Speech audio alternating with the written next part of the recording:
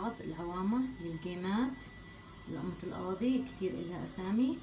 طريقة كتير سهلة ولذيذة، تابعوني. عندي هون كاسين طحين منخليتهم طبعا. رح احط فوقهم معلقة كبيرة نشا ورشة ملح ومعلقة صغيرة سكر ومعلقة صغيرة خميرة فورية. بقلبهم مع بعض هيك.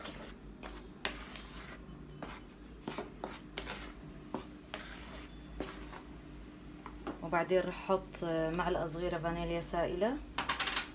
بسم الله. وبدي احط كاس وربع مي، طبعا المي بنفس الكاس اللي عيرنا فيها الطحين. بسم الله. هاي كاس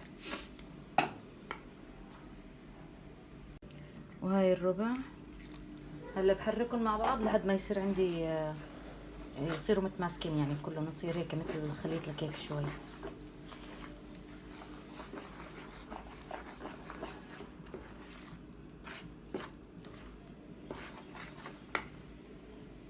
هاي هيك العجينة صارت جاهزة معي. هلا بغطيها وبتركها من ساعتين لثلاث ساعات. طبعا الجو عندي برد، انا راح اخليها 3 ساعات حسب الجو عندكم. وهاي العجينة بعد ما تركتها 3 ساعات، بسم الله ما شاء الله. هلا بنفضي كل الهواء منها، بنحركها مزبوط.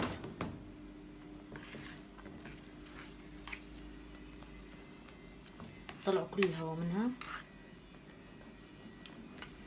ريحة الفانيليا بتجنن.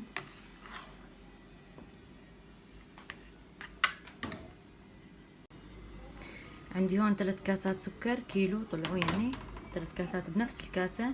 راح احط كاستين مي. بسم الله. هاي وحدة، يعني كل كاسة مي بدها كاس ونص سكر.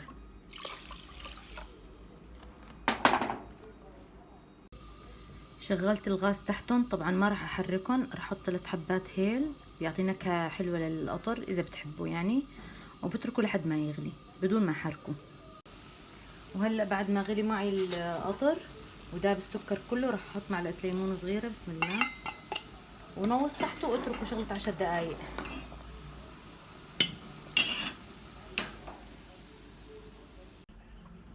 هلا بعد ما تركتهم يغلوا ربع ساعة على نار هادية، راح طفي تحتهم.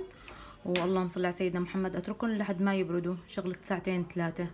لازم يكون القطر بارد وعشان يشد معنا كمان، لأنه شوفوا قوامه كيف هلا. بس يبرد بصير اسمك من هيك. وهلا بعد ما سخن الزيت معي بنوصه للنص، يعني النار ما تكون عالية كتير. بسم الله الرحمن الرحيم. والعجينة نمسكها هيك بايدينا، بنطلع من بين اصابعنا. طبعا المعلقة بنكون غاطينها بالزيت. نحاول قد ما نقدر نطلعه شكل دائري. كل شوي نغط المعلقة بالزيت.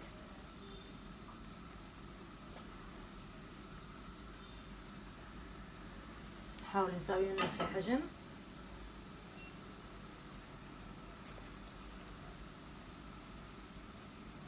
يعني احنا صغار امي كانت تساوي لنا اشكال، شي بطة، شي ديناصور، شي حية، عادي وكان طيب. بسم الله. اهم شي تكون النار على الوسط عشان تستوي من قلبها ومن برا. شوفوا كيف هيك. خلوا صحن فيه زيت بجنبكم.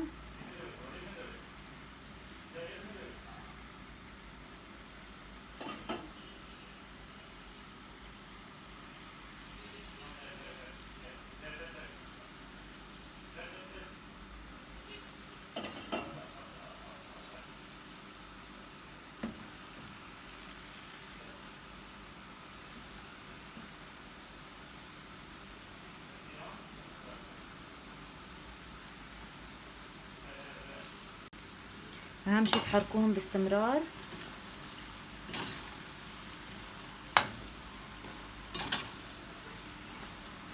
بدي اقليهم نص قليه بس يصير لونهم هيك اشقر وشيلهم بمصفاية وبعدين نرجع نقليهم مرة ثانية. يلزقوا بعض.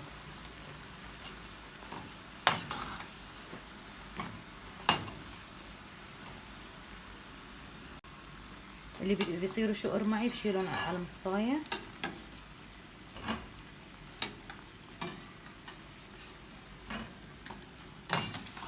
النار لازم تكون وسط تحتهم.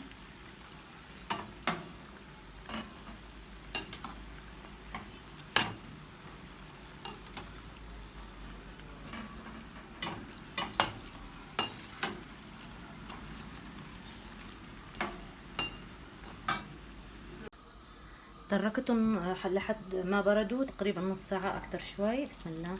هلا برجعهم على الزيت. رجعت حميت الزيت، نضل بقلب فيهم. انتبهوا عشان ما يحترقوا، لازم التقليب ضروري. فيكن تتركوهم اكتر من نص ساعة عادي يعني.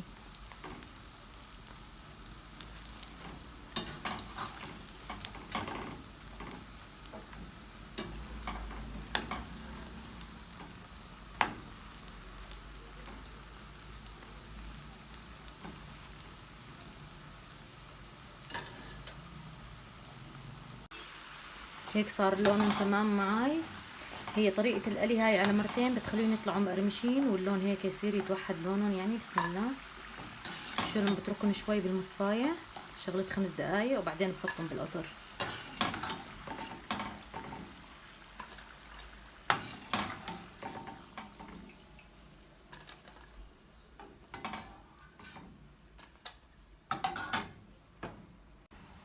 شوفوا لي هلا القطر كيف صار. بسم الله ما شاء الله.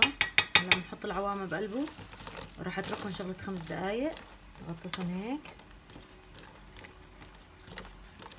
اذا بدكم اياها قطر اكتر فيكم تتركوها اكتر وقت.